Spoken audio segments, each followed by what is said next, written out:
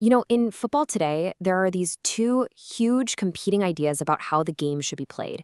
It's this massive tactical debate that really just boils down to one simple question: order versus intuition, structure versus freedom. So let's dive in and really break down this clash of ideas.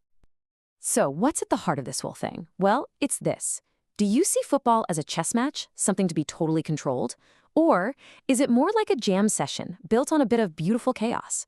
That one question is what splits two of the biggest schools of thought in the game right now.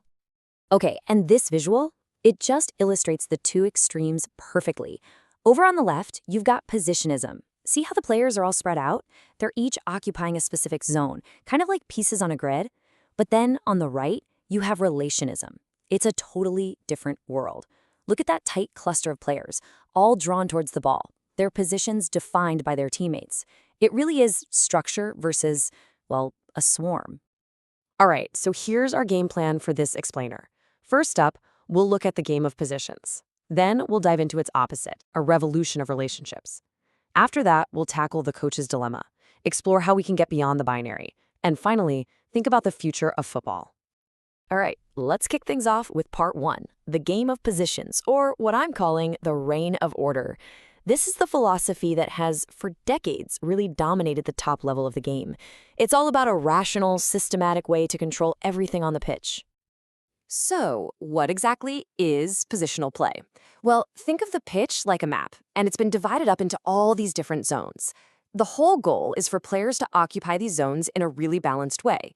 You're trying to stretch the other team, pull them apart, and create advantages. The key thing to get is that the system itself, the structure, is what creates the chances. And hey, this idea has a seriously legendary history. It really all starts back in the 70s with Rinus Mikkel's game-changing Total Football. Then his star student, the one and only Johan Cruyff, perfected it with his Barcelona dream team in the 90s. And for the last decade and a half, who else but Cruyff's own protege, Pep Guardiola, has taken it to a whole other level, building some of the absolute best club teams we've ever seen. I love this quote from Juan Manuel Lillo, who's one of the big thinkers behind this whole philosophy. He says, "The initiation of the action is very important. Everything becomes much easier when the initial progression of the ball is clean." And that just gets right to the heart of it, doesn't it? It shows that obsession with control, right? From the very start of an attack. The thinking is, if you can get that initial buildup just right, clean and structured, everything else will just flow from that order. Just look at this. This is the whole theory in action right here. This is Pep's incredible Barcelona team from back in '09. What you'll notice is that every single player has their own designated zone. They're not all swarming to the ball. No, they're holding their positions, and by doing that, they're pulling the defense all over the place, opening up those passing lanes. It really, really is like a game of chess. Okay, but what if the game isn't a chess match at all? What if it's something more alive?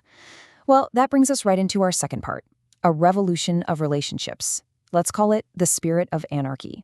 This is the counter-argument, a philosophy that just totally embraces the beautiful chaos of human connection. So with relationalism, you can pretty much just take that whole zone map and throw it right out the window.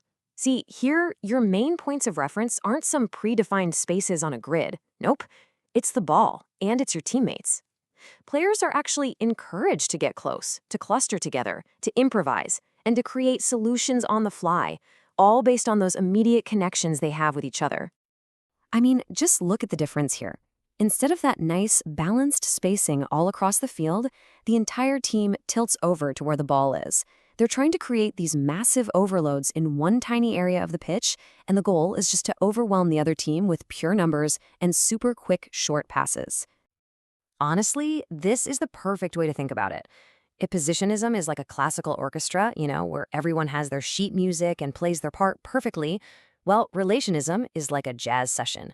It's all about feeling the music, riffing off each other, improvising, and creating something totally new and unpredictable right there in the moment. And this quote from Fernando Diniz, who's really one of the godfathers of the modern version of this, it just captures the soul of the philosophy. He says, "To live with risk and not fear it prepares you for great moments." See, it's not about building a structure to avoid mistakes. It's about embracing risk, empowering your players to go for those moments of pure genius. So all of this leads us to the big one, the fundamental choice that pretty much every modern coach has to face. This is the coach's dilemma, system versus self. Do you build what you think is a perfect system and then just slot the players into it? Or do you build everything around the unique, incredible talents of the players you actually have? Let's just put them side by side. This chart lays it out so clearly. With positional play, your main reference point is space. The player is basically a component in the coach's grand system, and the big goal is to control the whole pitch. But with relational play, the main reference is the ball. The player isn't a component, they're a problem solver. The coach isn't a grandmaster, they're a facilitator. And the goal isn't to control the whole pitch, it's to dominate the game right around the ball. And, at the very core of this whole debate is this concept of the self-regulating player. This is really the dream for a relationalist coach.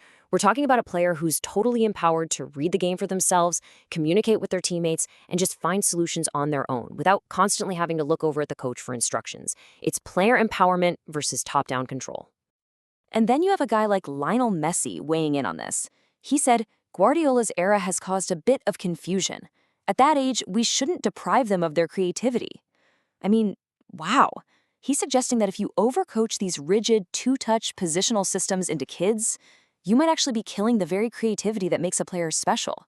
And that's a pretty powerful critique coming from, let's be honest, probably the greatest problem solver the game has ever seen. So where does that leave us? Is one of these just right and the other one wrong?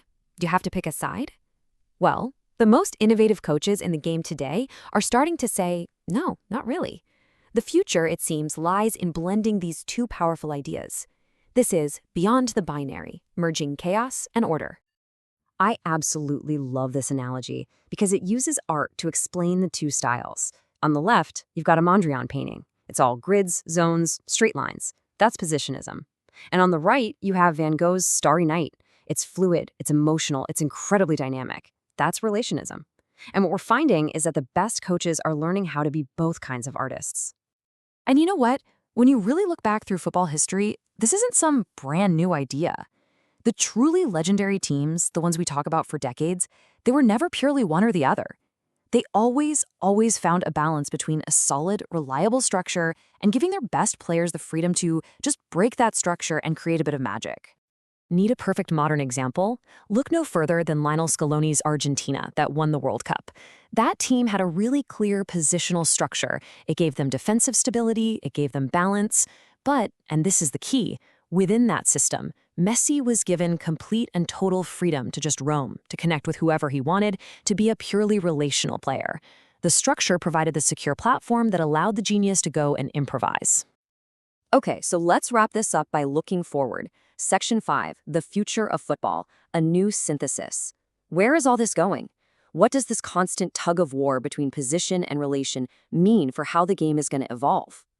So, let's boil it all down. Here are the main takeaways. First, positional play gives you that structure, that defensive security. Second, relational play is what can unlock unbelievable creativity and individual brilliance.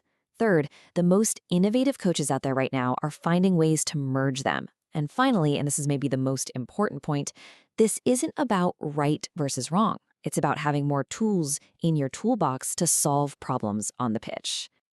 So in the end, this whole tactical evolution leaves us with a really fascinating question to think about, right? As we watch the beautiful game continue to change, you have to wonder, is the next great tactical genius going to be a chess master, a complete master of structure? Or will they be a jazz musician, a maestro of improvisation? Or maybe they'll be a new kind of genius altogether, someone who's figured out how to conduct a symphony and lead a jam session, all at the exact same time.